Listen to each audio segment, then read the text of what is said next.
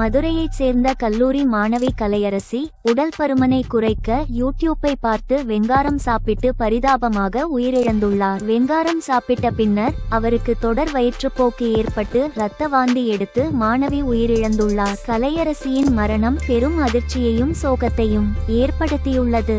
இதுகுறித்து நடிகை சனம் ஷெட்டி வீடியோ வெளியிட்டுள்ளார். அதில் மார்க்கெட்டிங் செய்யலாம், ப்ரமோஷன் செய்யலாம், தவறு இல்லை. நானும் மீடியாவில் தான் இருக்கிறேன். நானும் சில பிராண்டுகளை ப்ரமோஷன் செய்கிறேன். ஆனால் எந்தவித ஆராய்ச்சியும் செய்யாமல் பொறுப்பில்லாத சில யூடியூபர்களால் அப்பாவி மாணவியின் உயிர் போய்விட்டது. மதுரையைச் சேர்ந்த கலையரசி என்கின்ற 19 வயது கல்லூரி மாணவி உடல் எடையை குறைக்க வேண்டும் என்கிற ஆசையில் வெங்காரம் என்கின்ற போரக்ஸ் பவுடரை பயன்படுத்தி இருக்கிறார். யாடபி பார்த்து இதை நாம் சாப்பிட்டால் 1 மாதத்தில் எடை குறைந்துவிடும் என்ற ஆசையில் வெங்காரம் என்கின்ற போரக்ஸ் பவுடரை பயன்படுத்தி இருக்கிறார். யாடபி பார்த்து இதை நாம் சாப்பிட்டால் 1 மாதத்தில் எடை குறைந்துவிடும் என்ற ஆசையில் அதை தண்ணீரில் கலந்து குடித்து இருக்கிறார். குடித்த சில நிமிடங்களிலேயே வாந்தி பேதி ஏற்பட்டு மருத்துவமனை கொண்டு செல்லும் வழியிலேயே அவர் உயிரிழந்து இருக்கிறார். துடித்து துடித்து வேதனை அனுபவித்த பிறகுதான் அவர் உயிரிழந்து இருக்கிறார். இதன் மூலமாக நான் ஒரு சிறிய வேண்டுகோளை உங்களிடம் வைக்கிறேன். தயவு செய்து